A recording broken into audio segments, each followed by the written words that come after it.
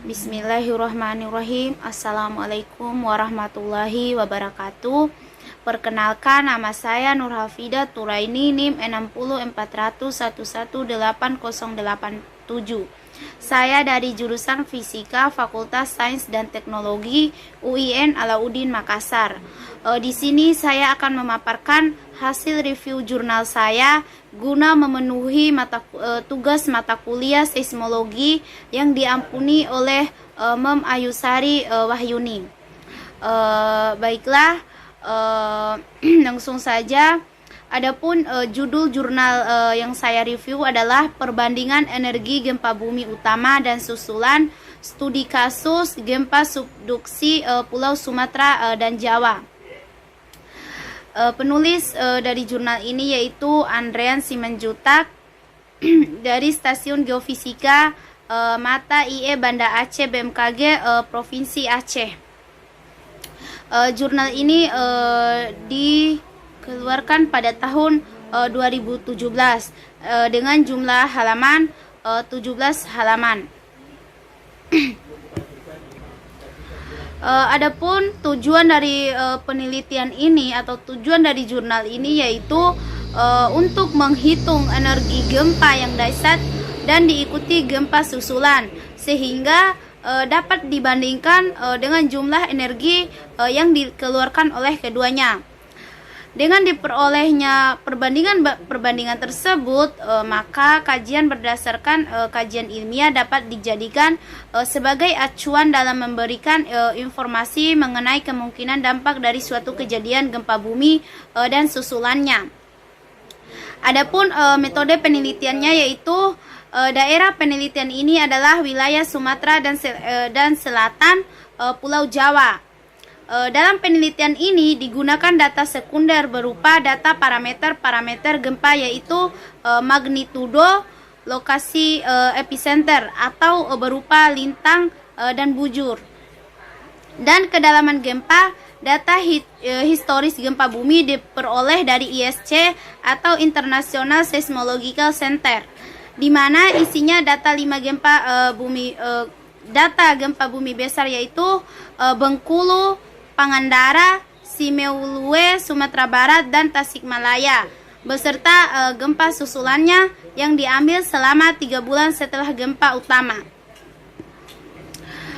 Dalam penelitian ini juga data gempa susulan selama 3 bulan dianggap sudah mewakili seluruh gempa susulan, di mana data diperoleh selanjutnya menghitung nilai energi gempa bumi pada masing-masing gempa dengan menggunakan rumus perhitungan energi dari Gutenberg-Richter dengan nilai energi didapat.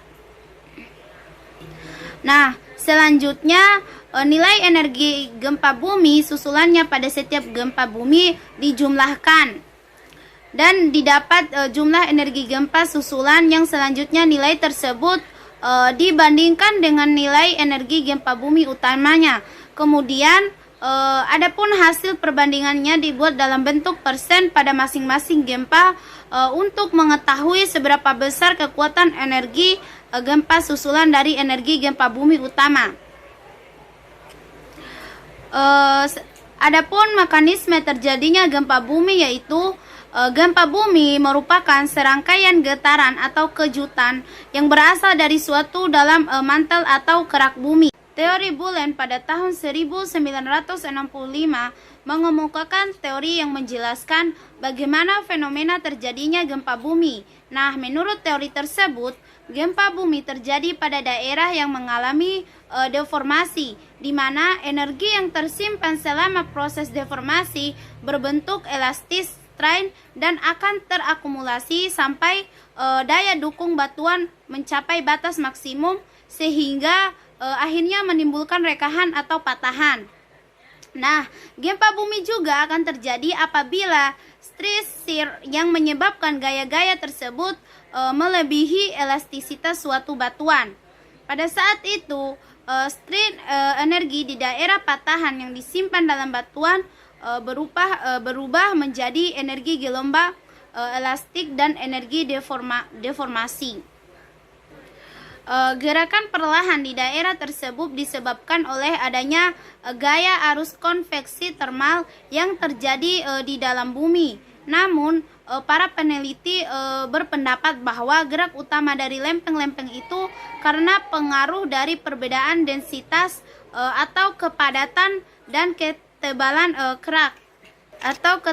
kerak bumi yang menonjol ke arah lateral akibat dari pendinginan bumi. Pada umumnya, gempa bumi merusak diikuti oleh aktivitas gempa bumi susulan yang membentuk pola tertentu. Setiap gempa tektonik dangkal lebih dari 100 km selalu diikuti dislokasi atau patahan yang mengganggu di sekelilingnya, sehingga muncul gempa susulan atau gempa baru di sepanjang patahan tersebut.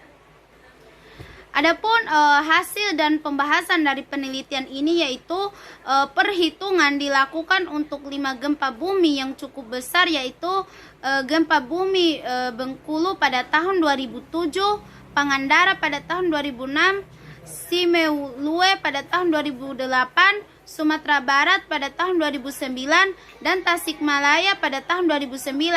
Nah, dari perhitungan 5 buah gempa bumi di atas, diperoleh hasil bahwa jumlah energi gempa bumi susulan bervariasi dari 0,1% hingga 33%. Nah, variasi tersebut juga random dan tidak berpola bila ditinjau dari magnitudonya. Artinya, tidak tentu bahwa gempa bumi dengan magnitudo besar, energi gempa bumi susulannya juga besar atau sebaliknya. Nah, hal ini mungkin saja terjadi kesalahan dalam seleksi atau pemilihan gempa bumi susulannya, terutama untuk gempa bumi Sumatera Barat pada tahun 2009, di mana jumlah energi gempa bumi susulannya hanya 0,1% dari energi gempa bumi utama. Secara umum, besarnya energi gempa bumi susulan jumlahnya sekitar 10% dari gempa bumi utama. Adapun rumus empiris Gutenberg-Richter digunakan untuk menghitung nilai energi. Data historis gempa susulan diperoleh dari ISC atau International Seismological Center. Adapun kesimpulan dari jurnal ini atau penelitian ini yaitu dari analisa dan perhitungan energi gempa bumi susulan dari 5 gempa bumi utama dengan magnitudo besar, energi gempa bumi susulannya berkisar antara 0,1% hingga 33% dengan pola yang acak. Dan analisa lebih lanjut yaitu dengan membandingkan energi gempa bumi susulan yang secara umum 10%, dapat disimpulkan bahwa gempa bumi dengan mekanisme geser atau strike slip mempunyai gempa bumi susulan dengan total energi kurang dari 10%. Sedangkan gempa bumi dengan mekanisme terus mempunyai gempa bumi susulan dengan total energi lebih dari 10%. Dengan pola ini, BMKG dapat memberikan perkiraan besaran dan tingkat bahaya suatu gempa bumi yang memiliki sebaran susulan dengan cara memperhatikan mekanisme gempa bumi utamanya. Baiklah, itu saja hasil review jurnal saya. Lebih dan kurangnya saya mohon maaf. Billahi fisabilil haq fastabiqul khairat. Wassalamualaikum warahmatullahi wabarakatuh.